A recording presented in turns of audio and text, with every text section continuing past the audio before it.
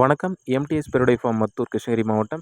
இந்த வீடியோவில் நம்ம எதை பற்றி பார்க்க போகிறோம் அப்படின்னா, இன்னைய தேதியில் நிறைய விற்பனையாளர்கள், அதாவது இந்த விளையாட்டுக்காக சேவலை வளர்த்து விற்கக்கூடியவர்கள் வந்து பார்த்திங்கன்னா, இது கண்டிப்பாக கேரண்டி செட்டு, இது பந்தயம் அடிக்கும், அந்த மாதிரி வந்து விற்பனைக்காக நிறைய சொல்கிறாங்க. இதெல்லாம் உண்மையாக பொய்யா, அதை பற்றி இந்த வீடியோவில் பார்க்கலாம். நம்ம வீடியோ ஃபஸ்ட் டைம் பார்க்குறவங்க சப்ஸ்கிரைப் பண்ணி சப்போர்ட் பண்ணி கொடுங்க நண்பா. இந்த விளையாட்டுக்காக பயன்படுத்தக்கூடிய சேவல்கள் மட்டும் இல்லை நண்பா, வேறு எதுக்காக நம்ம கோழி வளர்த்தாலும் அந்த பொருளுக்கு யாராலும் கேரண்டி கொடுக்க முடியாது. ஏன் அப்படி சொல்கிறேன்னா, நம்ம என்ன தான் வேக்சினேஷன் போட்டு மெடிசன் கொடுத்து ஆன்டிபயோட்டிக் கொடுத்து வளர்த்துருந்தாலும் ஒரு பொருள் வந்து ஒரு இடத்துலேருந்து இன்னொரு இடத்துக்கு போகும்போது கிளைமேட் சேஞ்ச் ஆகும். அங்கே இருக்கக்கூடிய தண்ணி வேறு மாறும். அப்படி இருக்கும்போது அந்த தண்ணியும் அந்த கிளைமேட்டும் அந்த அடாப்ட் ஆகிறதுக்கே ஒரு 10-15 நாள் தேவைப்படும். நிறைய வந்து பார்த்திங்கன்னா, இந்த இளங்குஞ்சுகள் வந்து நம்ம ரேட் கம்மியாக இருக்குது அப்படின்னு சொல்லிட்டு ஸ்டார்டிங்கில் நம்ம நிறையா இன்வெஸ்ட் பண்ணி வாங்கிடுவோம். ஆனால் வந்து நம்ம இடத்துக்கு வரும்போது அதில் வந்து நம்மளால் பாதிக்கு பாதி கூட காப்பாற்ற முடியாது. காரணம் வந்து பார்த்திங்கன்னா அந்த கிளைமேட். இதுவே தான் பெரிய கோழிகளுக்கும் ஒரு சில கோழிகள் வந்து அடாப்ட் ஆகிக்கும், ஒரு சில கோழிகள் வந்து அடாப்ட் ஆகாது. அதனால் வந்து இந்த சேவல்களுக்கோ இல்லை கோழிகளுக்கோ வந்து நம்ம கண்டிப்பாக வந்து கேரண்டி கொடுக்க முடியாது நண்பா.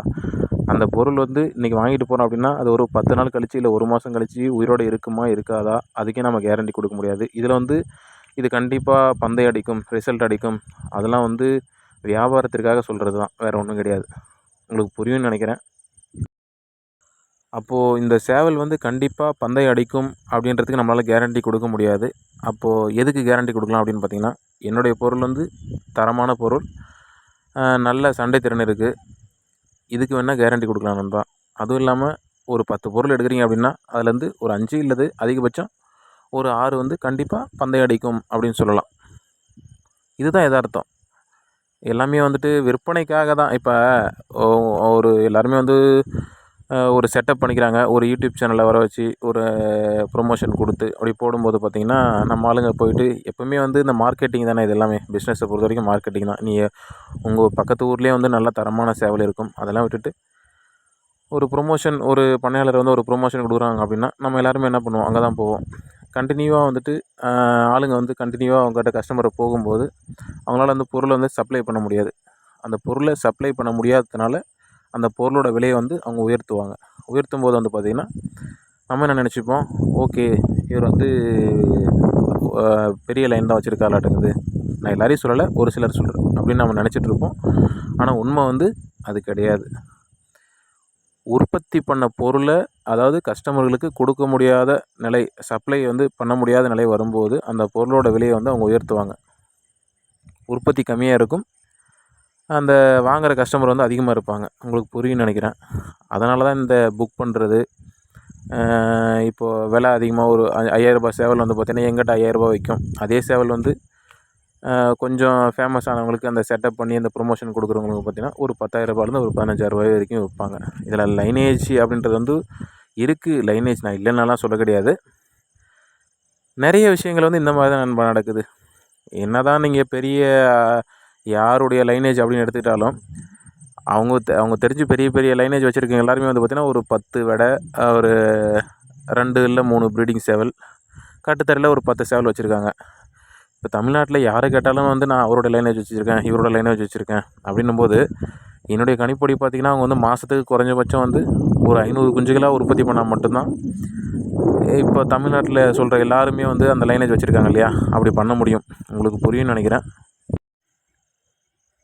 பெரிய பெரிய லைனேஜ் வச்சுருக்க எல்லாருமே வந்து நண்பா அவங்க சாதாரணமாக தான் இருக்காங்க. அவங்க மேலே எனக்கு எப்போவுமே ஒரு மதிப்பு மரியாதையும் இருக்குது. அவங்க நிறைய வீடியோ நான் பார்த்துருக்கேன். அவங்க என்ன சொல்லுவாங்க அப்படின்னா, ஒன்றும் இல்லைப்பா, ஒரு 10 குஞ்சு பொரிக்குதுன்னா வந்து அதில் ஒரு 8 7 தான் வந்து காக்கா கழுகு தூக்க 8 7 தான் காப்பாற்றும்.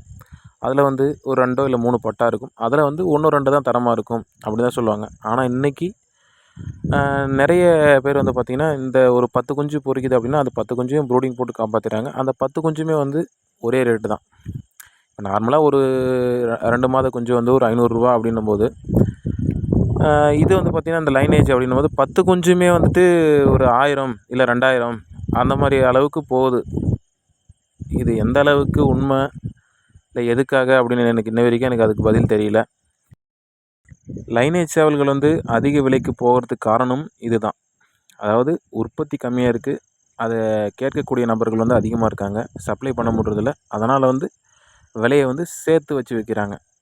உங்களுக்கு புரியும்னு நினைக்கிறேன். அதனால தான் இவ்வளோ ரேட்டை தவிர மற்றபடி நீங்கள் ஒரு 50,000 கொடுத்து ஒரு சேவலை வாங்கிட்டு வந்தாலும் உங்களால் வந்து அடுத்த நாளே வந்து அதை குறைஞ்சபட்சம் ஒரு 25,000 கூட உங்களால் விற்க முடியாது. ஏன்னா அந்த பொருள் வந்து யாருக்கிட்ட இருக்கோ அதை பொறுத்து தான் மதிப்பு. அந்த பொருளுக்கு மதிப்பு கிடையாது. அந்த பொருளை வச்சுருக்காங்க பார்த்தியா ஒரு ஆள், அவருக்கு தான் மதிப்பு. அதே மாதிரி இவர்கிட்ட எடுத்த பொருள் வந்து 50,000 பந்தயம் அடிச்சிச்சு, இல்லை 1,00,000 பந்தயம் அடிச்சிச்சு. இது எல்லாமே வந்துட்டு அது கட்டக்கூடிய ஆட்களை பொறுத்து தான். நீ நார்மலாக சந்தையில் எடுக்கிற 3,000 ரூபா பொருளுக்கு கூட என்ன பண்ணலாம், நீங்கள் ஒரு 50,000 1,00,000 வரைக்கும் கட்டலாம். அதனால் வந்து அதுவுமே வந்துட்டு அந்த லைனேஜ் வச்சுருக்கிற அவரை பொறுத்து கிடையாது. அந்த கட்டுக்கு போகிறாங்க இல்லையா, அவங்கள பொறுத்து தான் இந்த பந்தயம் அடிக்கிற மதிப்பும். உங்களுக்கு புரிகிற மாதிரி சொல்லணும் அப்படின்னா, நம்ம வீட்டு பக்கத்துலேயே கூடையிலையோ இல்லை தள்ளு வண்டியிலையோ தரமான பொருள் வச்சுருப்பாங்க. நம்ம அதெல்லாம் குவாலிட்டி இல்லை அப்படின்னு சொல்லிவிட்டு, குவாலிட்டியான பொருள் வந்து சூப்பர் மார்க்கெட்டில் தான் கிடைக்கும்னு சொல்லிவிட்டு அங்கே போயிட்டு வாங்கிட்டு வருவோம். இதுதான் இங்கவும் நடக்குது. எனக்கு தெரிஞ்ச வரைக்கும் இந்த வீடியோவில் சொன்ன அனைத்தும் என்னுடைய சொந்த கருத்துக்கள். ஏதாவது தவறுகள் இருந்தால் கமெண்ட்டில் தெரிவிங்க நண்பா. அடுத்தடுத்த வீடியோவில் சந்திப்போம். நன்றி, வணக்கம்.